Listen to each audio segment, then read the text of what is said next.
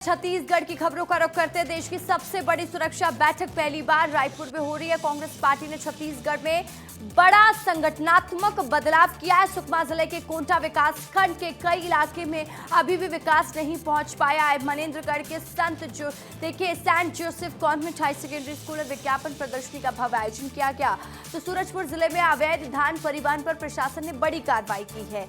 वही धमतरी में महज 3.5 साल पहले 77 लाख की लागत से बना जिला पंचायत कार्यालय आज जर्जर हालत में खड़ा है। कोरिया में विस्तार न्यूज की खबर का बहुत बड़ा असर देखने को मिला। देखिए छत्तीसगढ़ में क्या हुआ, आपके शहर में क्या हुआ, आपका रिपोर्टर बता रहा है।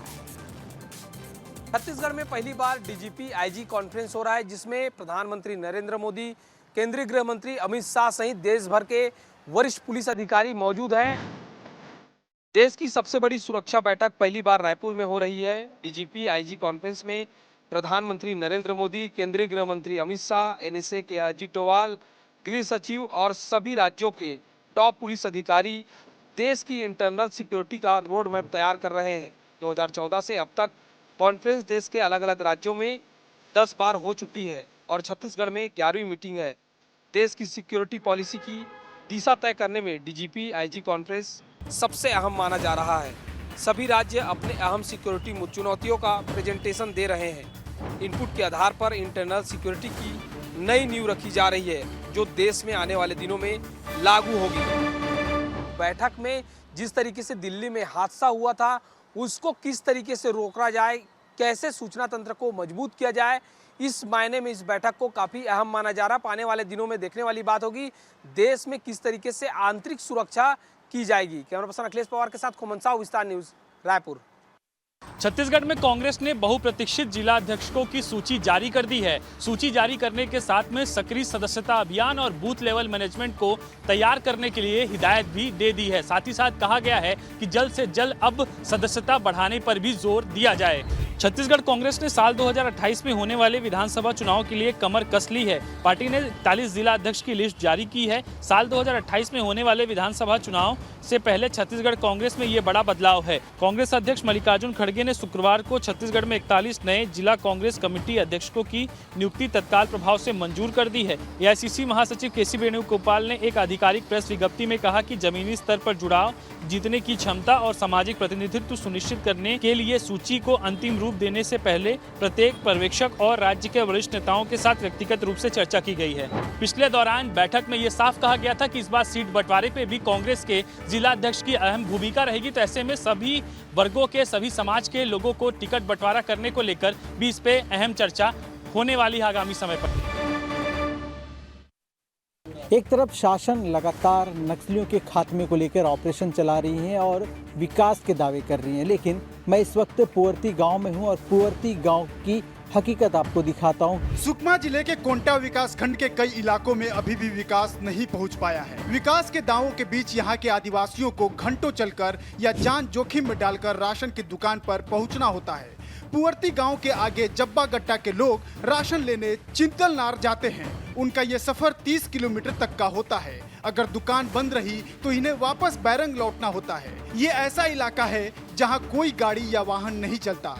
गांव के कुछ ग्रामीण ट्रैक्टर पर सवार होकर फ्री का सरकारी राशन लेने 150 रुपया देकर जाते हैं। उनकी मांग है कि जब्बा गट्टा गांव के हितग्राहियों को गांव के पास राशन मिले, ऐसी व्यवस्था की जाए। ऐसे में बदलते सुकमा, बदलते तस्वीर को किस तरह से दिखाया जाए ताकि प्रशासन तक को खबर पहुंचे और उस खबर पहुंचने के बाद इन ग्रामीणों को उनका हक मिले।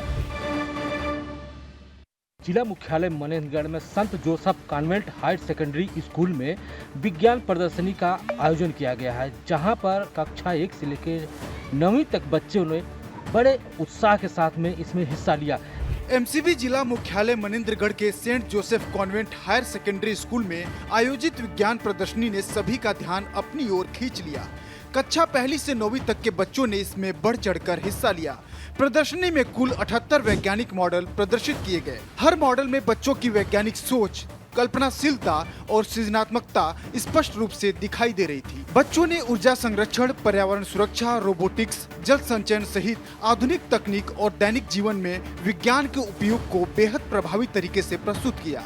प्रदर्शनी के दौरान बच्चों में जबरदस्त उत्साह देखा गया। अपने अपने मॉडल समझाते समय वे आत्मविश्वास से भरे नजर आए। अभिभावकों ने भी बच्चों के प्रयासों की जमकर सराहना की। वैज्ञानिक पद्धति के आधार की यदि बात की जाए तो इनसे इनका पढ़ाई करने की जो रुचि रहती है उसमें भी अच्छा खासा उत्साह देखने को मिलता है। छत्तीसगढ़ में धान खरीदी चालू है। इस बीच सूरजपुर जिले में अवैध धान परिवहन पर प्रशासन ने बड़ी कार्रवाई की है। सूरजपुर जिले में अवैध धान पर जिला प्रशासन लगातार शिकंजा कस रहा है। कलेक्टर एस जयवर्धन के निर्देश पर पूरे जिले में निगरानी और जांच तेज कर दी गई है। इसी क्रम में तहसीलदार के नेतृत्व में खाद्य विभाग की टीम ने रामानुजनगर तहसील क्षेत्र में कार्रवाई करते हुए बड़ी मात्रा में अवैध धान जब्त किया है। कार्रवाई के दौरान टीम को 64 प्लास्टिक बोरों में भरा अवैध धान मिला। साथ ही धान का परिवहन कर रहे एक मिनी ट्रक को भी मौके पर ही जब्त कर लिया गया। जब्त किए गए धान और मिनी ट्रक को उमापुर धान खरीदी केंद्र में विधिवत सुपुर्द कर दिया गया है। प्रशासन का कहना है कि जांच के बाद संबंधित व्यक्तियों पर कानूनी कार्रवाई की जाएगी। लगातार हो रही कार्रवाई से अवैध धान खरीदी बिक्री करने वाले बिचौलियों में हड़कंप मचा हुआ है। प्रशासन ने साफ कह दिया है कि अवैध रूप से धान की खरीदी बिक्री नहीं करने दी जाएगी। धमतरी में महज 3.5 साल पहले 77 लाख की लागत से बना जिला पंजीयक कार्यालय आज जर्जर हालत में खड़ा है। दीवारों पर दरार, टूटी हुई टाइल्स और धंसी जमीन। अब सवाल यह उठ रहा है कि क्या यह भवन भ्रष्टाचार की भेंट चढ़ गया।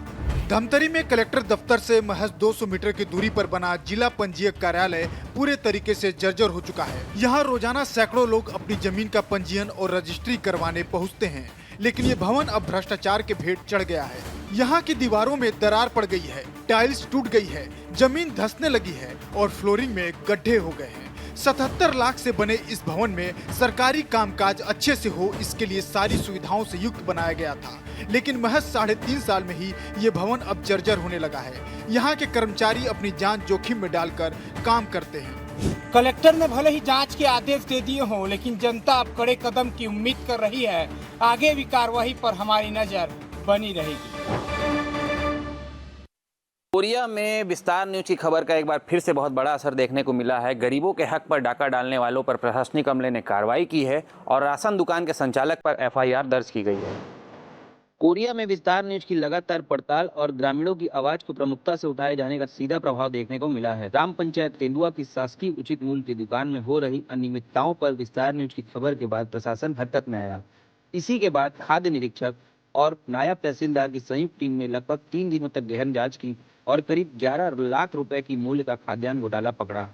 दुकान संचालक रामाशंकर साहू पर बड़े पैमाने में चावल और नमक के डाइवर्जन की पुष्टि होने पर कोरिया कलेक्टर के निर्देश पर पटना थाना में एफआईआर दर्ज की गई है। हितग्राहियों के साथ लगातार फर्जीवाड़ा किया जा रहा था, जिसके बाद विस्तार न्यूज़ ने प्रमुखता से खबर दिखाई थी और आपको दिखाया था कि कैसे अंगूठा लगवा करके फर्जी जो राशन है वो यहाँ पे दिखाया जा रहा था और हितग्राहियों को पूरा अनाज भी नहीं दिया जा रहा था, जिसके बाद प्रशासन हरकत में आया और उसने बड़ी कार्रवाई की है।